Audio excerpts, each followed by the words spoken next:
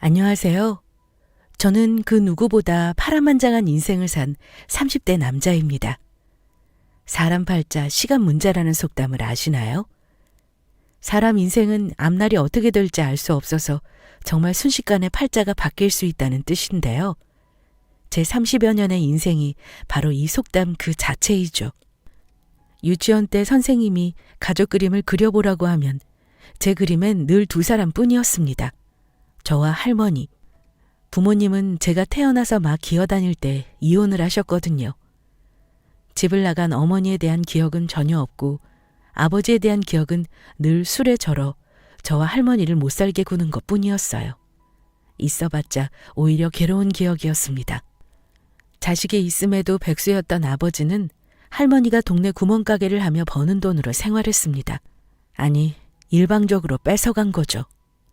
할머니가 구멍가게 닫고 집에 들어오시면 돈 냄새 맡고 일어나서 할머니가 하루 종일 일해서 번 꼬깃꼬깃한 지폐들 몽땅 가지고 나갔죠. 초등학교에 들어가기 전이었어도 그 인간이 얼마나 쓰레기 같은 인간인지 알 수 있었습니다. 그 인간은 저와 할머니에게 손만 안 들었을 뿐 폭언은 기본이고 술 먹고 들어온 날이면 할머니는 혹시나 그 인간이 저를 깨워서 못 살게 굴까봐 잠도 못 주무셨어요.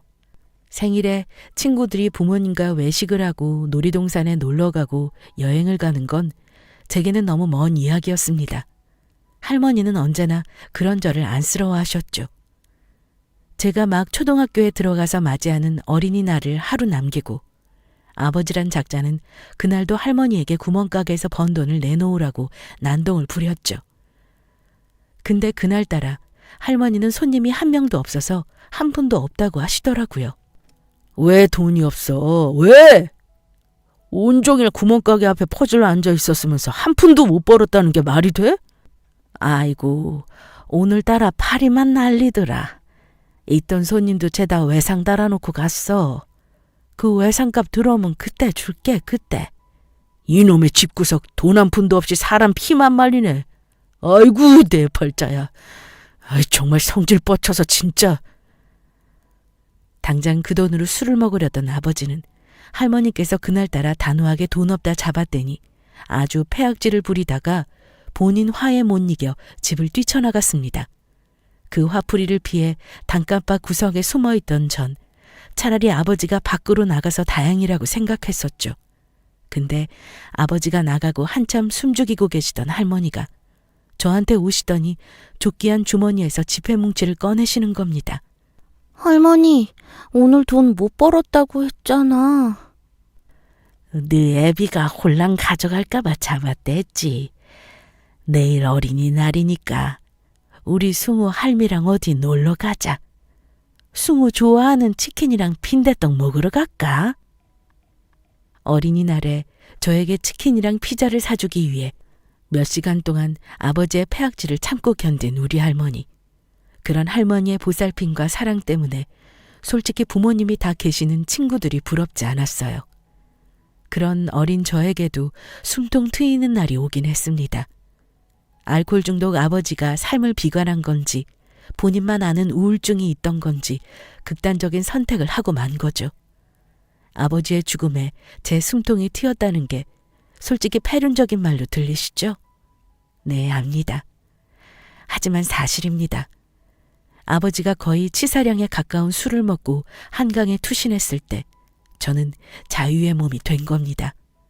분명 아버지는 언젠가 저와 할머니에게 손을 들었을 사람이었으니까요. 저는 할머니만 있다면 두려울 게 없었습니다.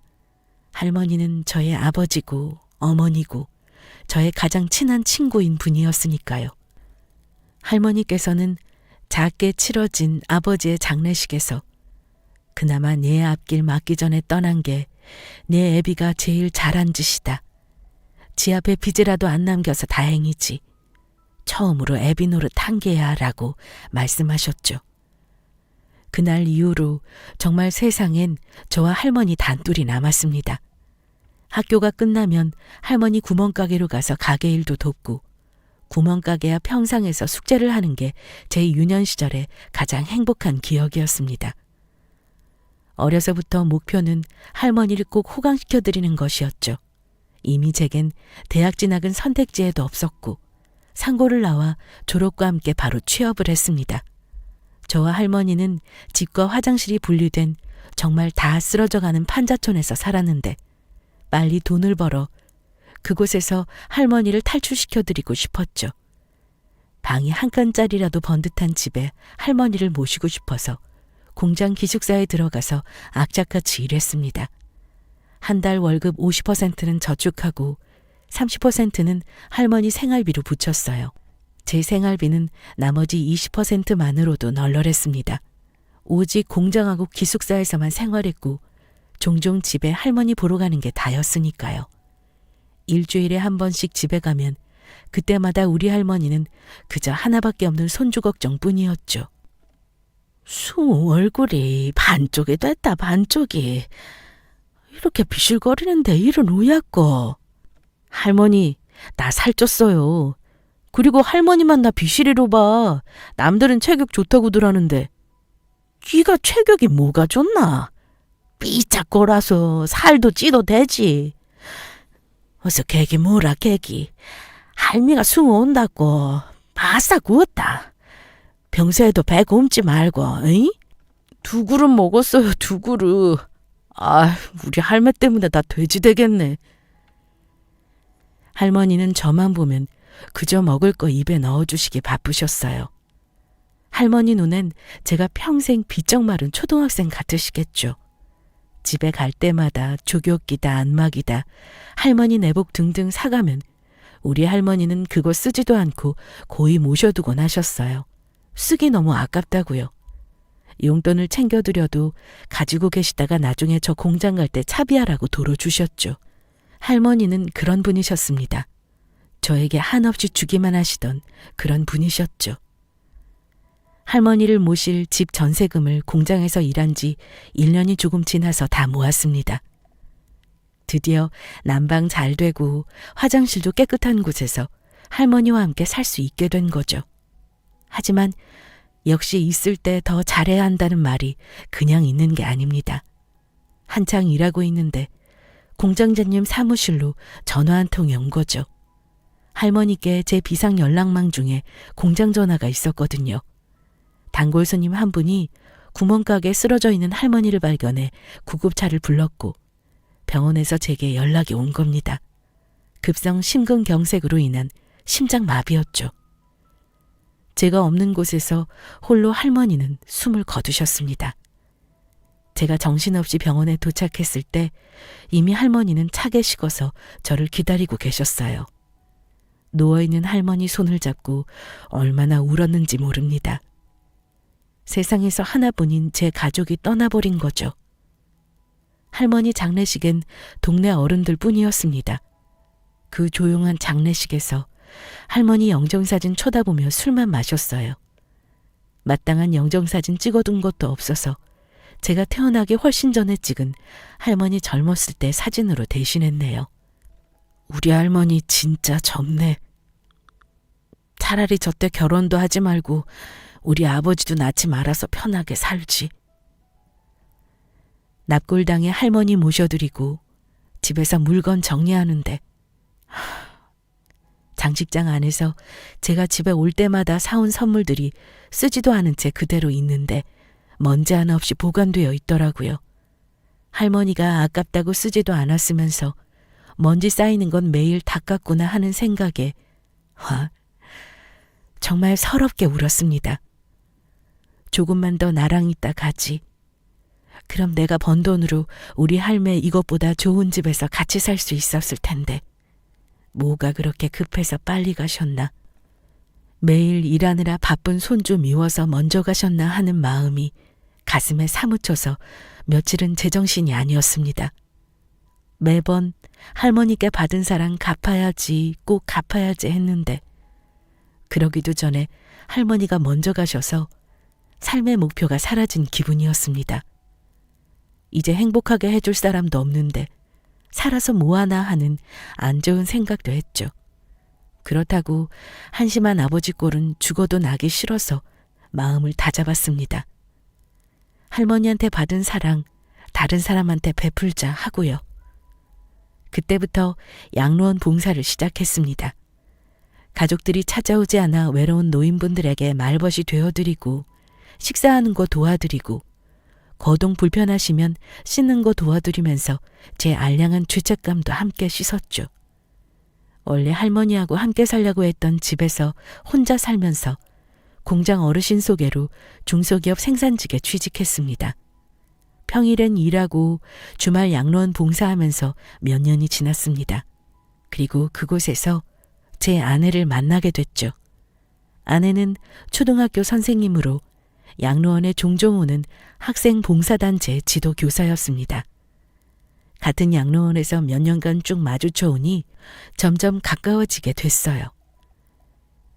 승우 씨, 오늘도 오셨네요. 어떻게 주말 한 번을 안 빠지고 매번 오세요? 안녕하세요, 김 선생님. 김 선생님도 아이들하고 한 달에 2번은 꼬박꼬박 오시잖아요. 저야 주말에 만날 사람도 없고 할 일도 없어서 오는 거죠. 그건 저랑 똑같네요. 저도 주말에 만날 사람 없어요. 처음엔 그저 대면대면한 사이에서 얼굴 마주치면서 인사하는 사이, 그리고 좋은 오빠 동생 사이로 오래 알다가 끝내 연애를 시작했습니다. 아내는 처음 봤을 때부터 저의 깊은 슬픔이 보였다고 해요. 뭔가 사연이 있어서 양로원에 봉사를 오는 것 같았다고 하더라고요. 아내는 저의 결핍이 많은 과거를 알아주고 보듬어주는 따뜻한 사람이었죠. 그런 아내와 함께 있으면 정말 예전의 아픔이 치유되는 기분이었어요. 2년을 한 번도 싸우지 않고 연애를 했고 자연스럽게 결혼 이야기가 오갔습니다.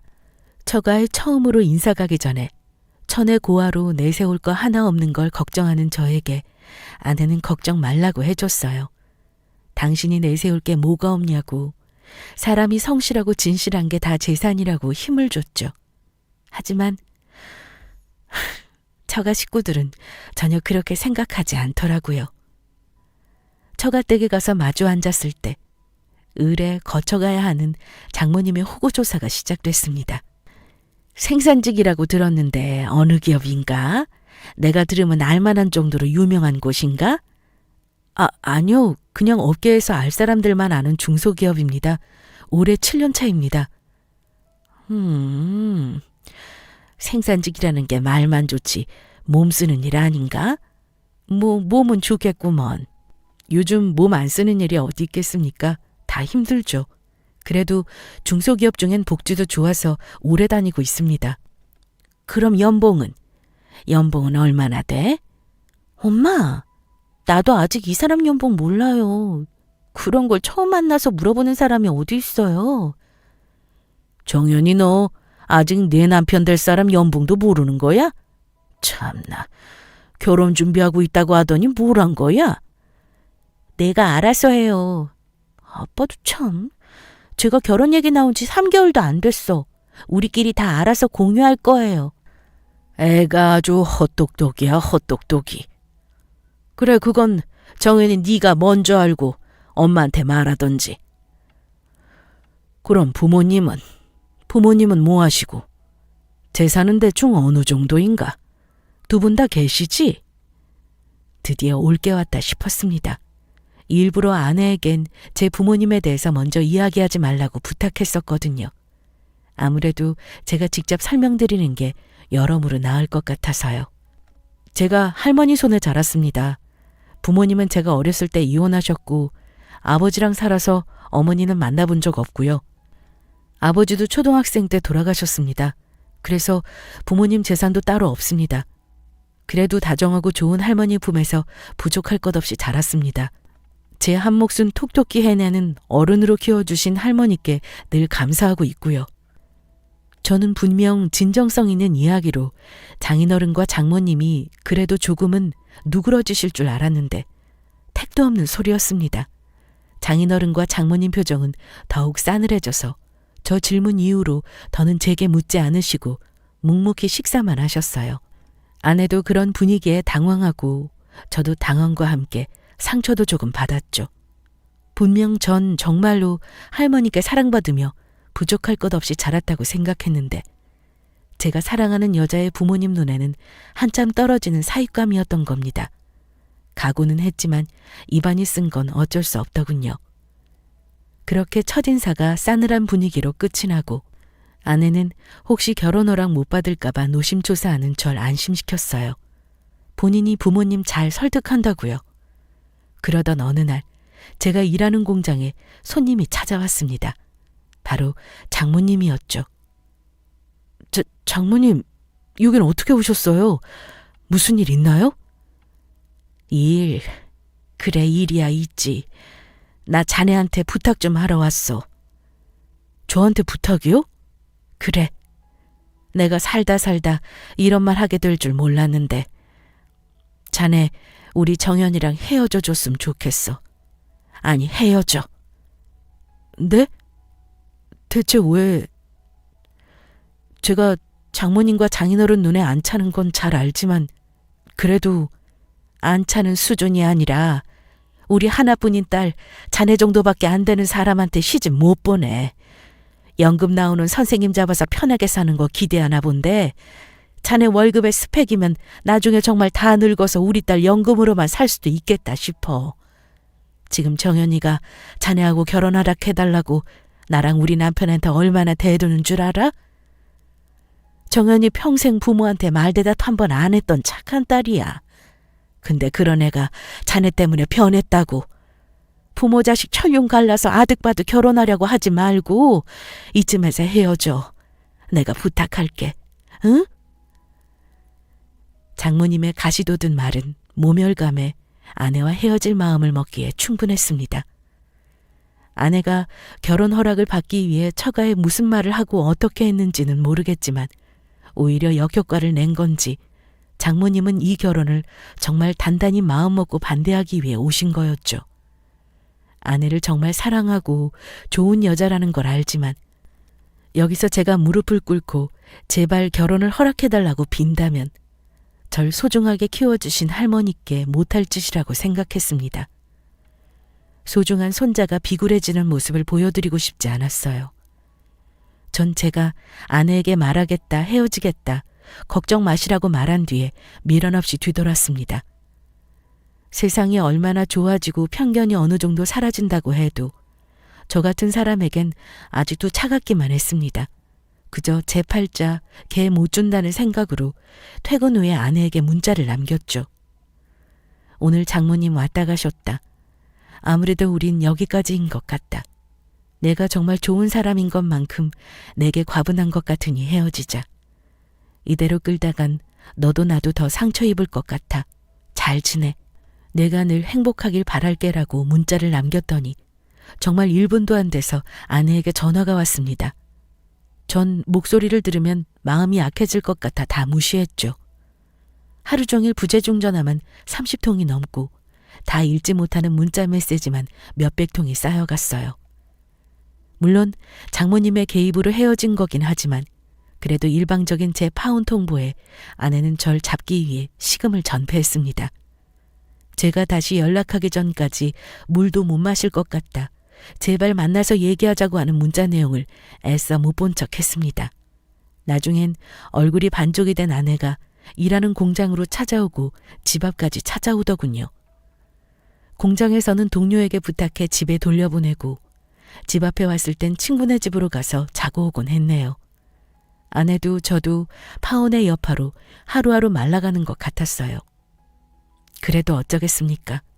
사람이 어쨌든 과거는 미뤄두고 살아가야죠. 그렇게 하루 이틀 지나 아내의 연락도 뜸해지기 시작했습니다. 역시 남녀 사이는 시간이 약인가 봐요. 고된 하루를 끝내고 집 근처 횟집에서 오징어 회랑 소주 한 병 사서 집에 가는 길. 멀리 제가 사는 오피스텔 앞에 누가 서 있는 게 보이더라고요. 여자같이 보여서 또 아내가 왔나 싶어 발걸음을 천천히 걸었습니다. 만약 아내면 그대로 발을 돌려 친구네 집에 신세를 져야 하니까요. 근데 아내보다는 나이가 좀 있어 보이는 처음 보는 여자분이었습니다. 다행히 오늘은 내 집에서 쉴 수 있겠구나 싶어서 아무 생각 없이 오피스텔 현관으로 들어서는데 그때 승우야. 어딘지 낯익은 조심스런 목소리로 제 이름을 부르는 소리에 저절로 천천히 뒤돌았습니다. 오피스텔 앞을 지키고 있던 여자는 절 찾아온 사람이었던 거죠. 드라마에서만 있는 일 같다고 생각했어요. 현실은 다를 거라고 생각했는데 막상 저한테 이런 일이 일어나니 정말 말로는 표현 못할 기묘한 기분이었습니다. 어쩐지 어디서 본 듯한 얼굴의 여자는 제 얼굴을 보자마자 눈시울을 붉히더군요. 그걸 보고 아 설마 에이 아니겠지 무슨 드라마도 아니고 아닐 거야 라고 저를 안심시켰어요. 애써 무덤덤한 목소리로 되물었습니다. 누구세요? 승우야. 나 내 엄마야. 세상에서 저랑 가장 먼 단어였습니다. 엄마. 내가 말도 떼기 전에 내 곁을 떠난 인간 말종 같은 인간에게 나를 남겨두고 떠난 엄마. 본인이 내 엄마라고 주장하는 사람 앞에서 무슨 말을 해야 할지 모르겠더라고요. 순간 뭐야 어디서 사기치려고 온 거 아니야 하는 의심까지 들었죠. 그날 전 가만히 그 내 엄마라고 하는 여자의 얼굴을 빤히 보다가 그대로 오피스텔로 들어갔습니다. 집에 들어가서도 몇 시간 동안 불을 못 켰네요. 혹시 건물 밖에서 보고 있을까봐. 평생 만나고 싶다는 생각 요만큼도 안 해본 사람이 갑자기 나타나니까 정말 정신이 없더라고요. 다음 날 일하는 내내 머릿속이 복잡했습니다. 자재 발주 실수를 얼마나 했는지. 그런 저의 걱정에 부응이라도 하듯 그날 저녁에도 그 제 어머니라는 사람은 퇴근 시간에 맞춰 오피스텔 앞에 서 있었습니다. 이번엔 제 이름을 부르지도 못하고 그저 서글픈 눈으로 바라보고 있는 모습에 울컥 화가 나 제가 먼저 가서 물었죠. 왜 왔어요? 저한테 무슨 할 말이 있다고요? 일단 얘기 좀 할 수 있을까? 어디 조용한 곳에서 내가 할 말도 많아서. 그래, 어디 30년이 넘게 묵혀온 그 할 말이라는 거 드러나 보자 하는 마음에 그 사람을 제 집에 들였습니다. 내가 이렇게 속이 좁은 사람이었나 싶게 물 한 잔만 대접했어요. 한동안 제가 앞에 놓은 물컵만 보던 사람은 분명히 제 얼굴과 비슷한 구석이 있었습니다. 확실히 기억이 안 날 사람의 얼굴을 마주쳤을 때 낯이 익었는지 이제야 알겠더라고요. 매번 거울 속에서만 보는 얼굴이 저 사람 얼굴에서도 보인 거죠. 뻔하긴 하지만 전 안 물어볼 수 없는 질문을 먼저 던졌습니다. 정말 내 엄마예요? 제가 말만으로 그걸 어떻게 믿겠어요? 뾰족하게 튀어나온 말에 그 사람은 허겁지겁 가방에서 서류를 하나 꺼내 제게 내밀었습니다. 제 출생 증명서였죠. 그리고 옆에 본인의 주민등록증을 꺼내놓는데 확실히 부모 서명란과 같은 이름에 같은 주민번호가 적혀 있었습니다.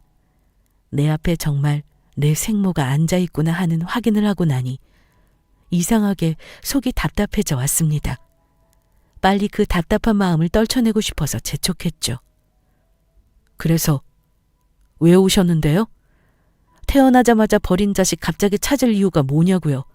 보다시피 저 돈 모아둔 것도 별로 없어요. 이 집도 20대 때 공장에서 번 돈으로 겨우 구한 전셋집이고요. 혹시나 급한 돈 필요해서 오신 거면 헛수고니까 그냥 돌아가세요. 아니야, 승우야. 그래서 온 게 정말 아니야. 그럼 뭔데요? 30년이란 긴 공백의 무게인지 그것만큼 무거워 보이는 입이 힘겹게 열렸습니다. 잘 지내 보여서 다행이다. 일도 하고 있는 것 같고. 내가 내 출생 증명서를 갖고 있어서 내 주소 알 수 있었어. 내 마음대로 찾아서 정말 미안하다. 그리고 어린 너를 두고 떠나서 정말 미안해, 승우야. 끝내 눈물을 보이고 마는 어머니를 보니 답답했던 가슴은 더욱 숨막혀 왔어요. 전 어머니 앞에 놓은 물을 들어 마셨어요. 탁 하고 물잔을 내려놓고 말했습니다. 미안해하실 거 없어요.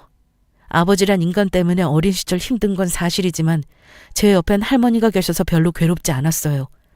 보다시피 어디 성한 구석 없이 잘 자랐고 남부럽지 않게 제 일하면서 잘 지내고 있으니까 괜한 죄책감 때문에 찾아오시지 않아도 된다는 말입니다.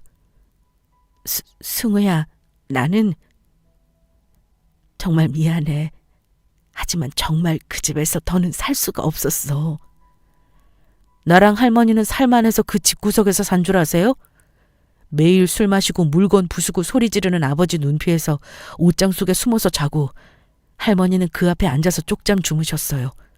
혹시나 아버지가 저 때릴까봐 할머니는 아버지가 술 마시면 잠도 못 주무셨다고요. 우린 그 인간 뒤지기 전까지 그렇게 살았다고요. 나는 그 인간한테 맞아서 네 동생도 유산했어.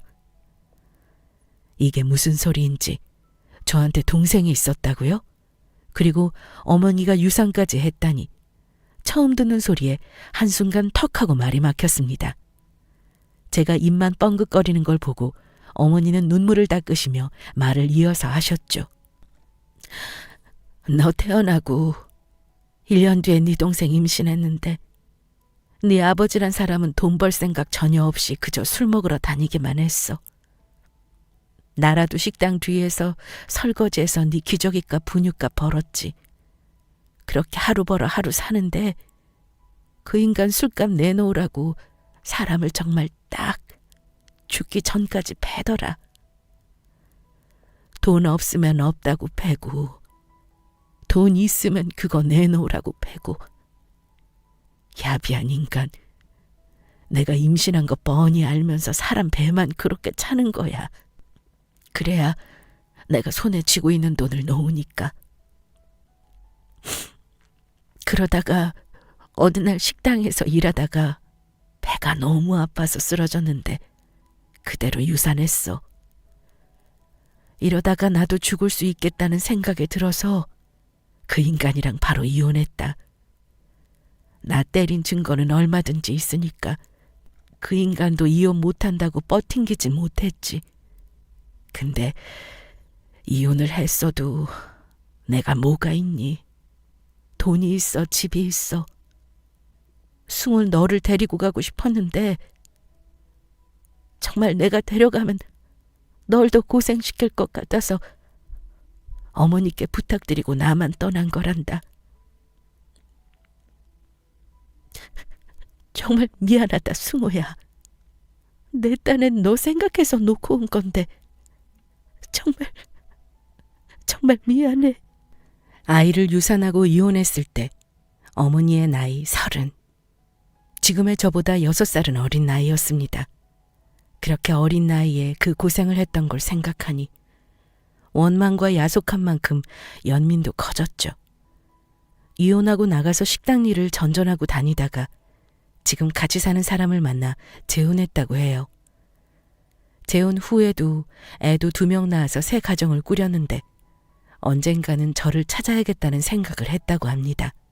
하지만 재혼한 남편이 반대를 했던 거죠. 만일 저를 찾는다면 이혼할 각오를 하라고 엄포를 놨다는데 그걸 감수하면서까지 찾기 쉽지 않았다고, 미안하다고 또 서럽게 울기 시작했습니다. 건설회사를 경영한다는 지금의 남편은 성격이 정말 세고 대쪽 같다고 해요. 그런 사람이 작년에 암 판정을 받았다고 하는데 그것 때문에 마음이 약해진 건지 옆에서 병수발 들던 어머니 손잡고 당신 아들 찾으라고 했다고 합니다. 본인이 잘못되기 전에 어머니 소원 풀어주고 싶다고, 아들 만나면 자기도 가족으로 받아들이겠다고 했다고 하더라고요. 그 지원받아서 절 찾아왔고 염치 없지만 다시 시작하고 싶다고요. 솔직히 당장 그 제안을 덥석 잡기엔 자존심이 허락하지 않긴 했어요. 내가 어머니 없이 산 세월이 몇 년인데 이렇게 쉽게 용서를 해주기 싫다는 아집이 생기긴 했죠. 하지만 사람 마음이라는 게 정말 쉽더라고요. 어머니의 다시 가족이 될 기회를 달라는 말에 울컥 눈물이 났습니다. 제가 정말 외로웠나 봐요. 정말 투정 같은 말이 막 나오더라고요.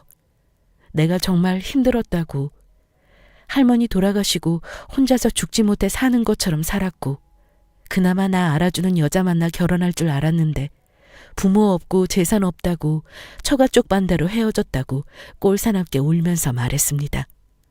어머니는 다 커서 우는 아들 손잡고 함께 울었죠. 다 본인 잘못이라고 우는데 그게 어떻게 어머니 잘못이었겠어요? 저보다 어린 나이에 본인 인생 구한 게 누구한테 손가락질 받을 일은 아니잖아요. 당장 아버지에게 맞아 죽을 수도 있었는데. 어머니는 이제 엄마가 있으니 걱정 말라고. 지금 남편도 전폭적으로 지원해 주기로 했으니 이제라도 정말 맘 놓고 편하게 살자고 저를 안아주셨습니다. 그 말만 믿고 전 다시 절 기다리고 있을 아내에게 연락을 했죠. 그리고 그간 있었던 일을 모두 털어놓았습니다. 아내는 정말 믿기 힘든 얘기에 당황해하면서도 당장 저와 결혼을 할 수 있다는 희망이 생겼다고 좋아했죠. 그 이후로 어머니와 함께 사는 아저씨도 만나고 어머니의 다른 자식들도 만났어요. 서먹하긴 했어도 아저씨도 절 반겨주셨고 두 딸들도 오빠가 생겼다고 어리둥절하면서도 싫은 내색은 하지 않더라고요. 집까지 저를 초대해 주셨는데 가족이란 울타리가 있다는 걸 할머니가 돌아가시고 처음 느껴봤네요. 승우야, 지금은 나도 애엄마도 어색하겠지만 시간이 지나면 괜찮을 거다. 내가 내 욕심이 애엄마가 승우 찾겠다는 걸 막아서 정말 미안하다. 난 이 사람이 너 찾으면 행여나 내 딸들한테 소홀해질까 봐 그게 무서워서 그렇게 못난 결정을 한 거지. 내 이기적인 결정이 그간 널 외롭게 한 게 정말 미안하다. 그걸 다 치할 순 없겠지만 혹시나 도움이 필요하면 우리도 내 가족이니 뭐든 말하렴. 네, 감사합니다. 승우야, 이제 아무 걱정 마. 우리가 널 지켜줄 거야. 어머니와 아저씨의 따뜻한 배려에 드디어 나도 어딘가 소속되어 있다는 안도감을 느꼈습니다. 아저씨가 제 아버지가 될 수는 없겠지만 든든한 버팀목이 되어주신 건 사실이죠. 어머니와 아저씨의 지지를 받으며 아내에게 다시 한번 해보자고 두 번째 프로포즈를 했고 저를 오래 기다려준 고마운 아내는 승낙을 해줬습니다. 그런데 아내가 다시 저와 만난다는 소식을 듣자마자 득달같이 장모님에게 연락이 왔습니다. 당장 얼굴을 봐야겠다고 하셔서 저도 이번엔 자신 있게 약속을 잡았죠.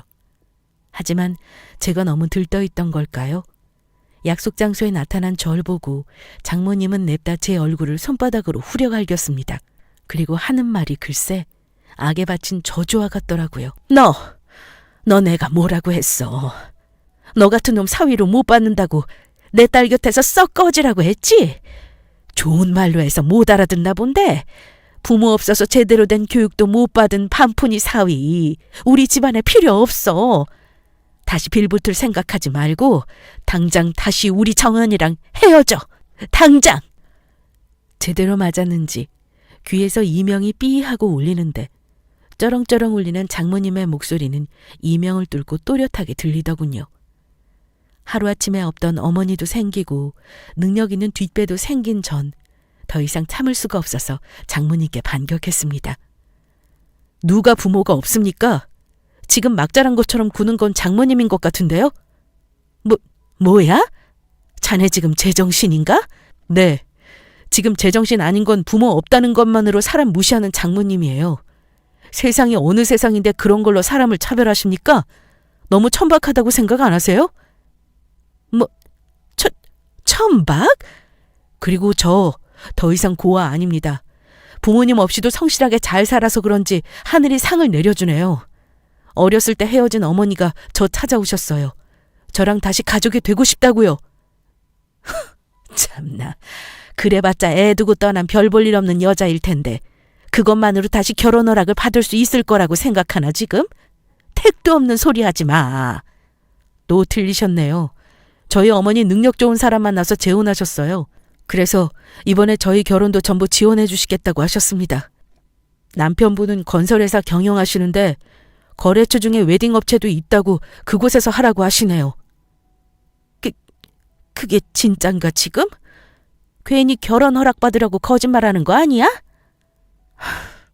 오늘 장모님 만나면 천천히 그간 있었던 일 설명하고 정중하게 다시 정연이와 결혼 허락해달라고 하려고 했습니다. 그런데 다짜고짜 사람 뺨을 치고 정말 너무하시네요. 그래도 예의상 저도 허락 구하려고 했는데 이제 필요 없습니다.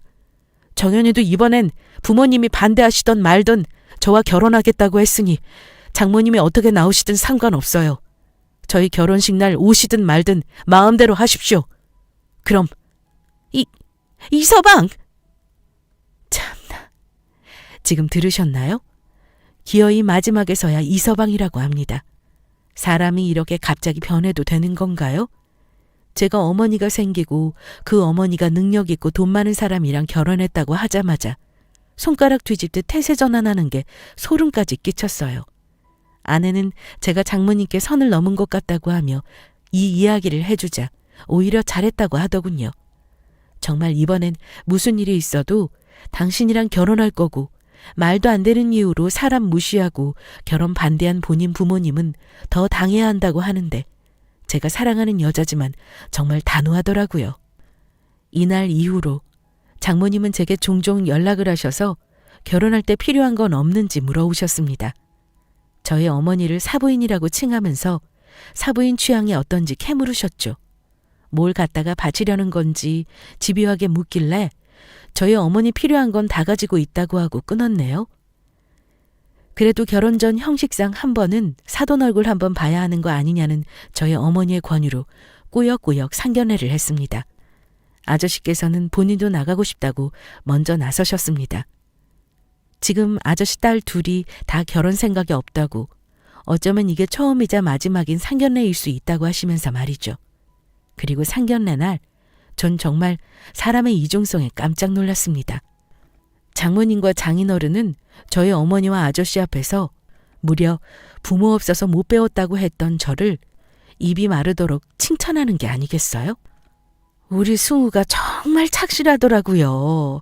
어려서부터 남들 철없이 학교 다닐 때 돈 벌어서 자취방 얻고 지금 일하는 곳도 그전에 같이 일했던 사람이 승우를 잘 봐줘서 소개시켜준 자리라면서요. 어쩌면 아들을 이렇게 성실하게 잘 키웠는지 존경스럽습니다, 사부인. 아, 그래요? 저는 장모님한테 미움받았다고 들었는데 그게 아니었나 보네요. 저야 승우 어렸을 때 봐주지 못해서 승우 혼자서 노력해온 거죠. 요즘 같은 세상에 혼자서 자주 성가한 걸 그저 편협하게 부모 없이 자랐다고 보는 건 교양 없는 거죠. 안 그런가요? 네, 맞습니다, 사부인. 그렇죠. 승우야말로 정말 개천에서 용난 거 아닙니까? 그런데 사돈 어른께서 무슨 사업을 하셨다고 했죠? 듣기로는 꽤 규모가 크다고 하던데. 아빠, 그만 좀 해요. 아버님 사업이 우리 결혼식이랑 무슨 상관이에요? 이미 제가 처가에서 어떤 취급을 받았는지 아는 어머니의 의미심장한 말에도 장모님은 그저 내내거리며 설설길 뿐이었죠. 그 모습이 어찌나 가식적인지 씁쓸하기까지 했습니다. 장인어른은 그저 아저씨가 하는 사업에만 관심이 있어 보였죠.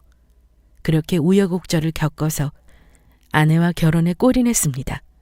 어머니와 아저씨는 예식 비용 지원해 주신 걸로 모자라셨는지 결혼 축하 선물이라고 제 앞으로 7억짜리 아파트를 해주셨어요.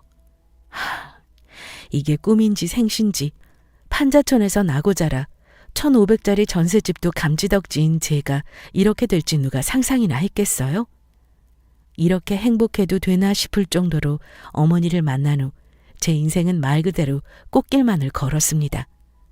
얼마 전 아내는 건강한 딸도 출산했죠. 처음엔 어색하기만 했던 어머니의 두 딸들도 이제는 조카 바보가 되어 우리 딸 옷이랑 장난감 걱정은 덜었습니다. 매주 새로운 장난감이나 아기용품이 배달되고 있어요. 평생 내 가족이라곤 할머니뿐이었는데 이렇게 가족에게 둘러싸여 사는 건 처음이었죠. 아, 결혼식 이후로 처가엔 단 한 발자국도 들여놓지 않았어요. 그저 남처럼 지내고 있습니다. 아, 아내가 산후조리원에 있을 때 잠깐 얼굴을 봤네요. 그 잠깐 동안 어찌나 친한 척을 하는지 제 뺨 때린 거 누구냐고 묻고 싶었죠. 아내도 저에게 처가와 화해하라는 이야기는 전혀 꺼내지 않았어요. 오히려 아내는 폭력적인 아버지를 보고 자란 제게 손을 올린 어머니를 원망했습니다. 처가와 어떻게 할지에 대한 선택권을 완전히 저에게 일임해 주었죠. 어쩌다가 이렇게 좋은 여자가 제게 왔을까요? 어쩌면 하늘에서 할머니가 보내준 걸지도 모르겠습니다. 평생 저 하나만 보고 손주에게 뭐 하나 더 줄지 걱정하며 사신 우리 할머니. 하늘에서도 늘 제 생각만 하셔서 제가 이런 복을 받는 것 같아요. 처가와는 정말 한 10년은 지나서 제 앙금이 눈 녹듯이 사라진다면 그때 다시 찾아뵐 생각입니다. 고난이 크면 클수록 그 영광도 크다는 말이 있지 않습니까? 지금까지 제가 느낀 외로움과 괴로움을 모두 가족이라는 형태로 보상받은 기분입니다. 어렵게 생긴 가족인 만큼 늘 소중하고 애틋하게 지킬 생각입니다. 여러분, 삶이 너무 힘들다고 해서 너무 그 고통에 파고들지 않길 바랍니다. 누구나 때가 있더라고요. 아직 삶에 빛이 보이지 않는다면 그 때가 오지 않는 거니 조금만 더 자기 자신을 다잡고 기다려보시길 바랍니다. 제가 그렇게 기다리다가 없던 어머니도 생긴 사람이지 않습니까? 이 사연을 들어주신 모든 분들께 저의 행복을 나눠드리고 싶습니다. 모두 행복하세요.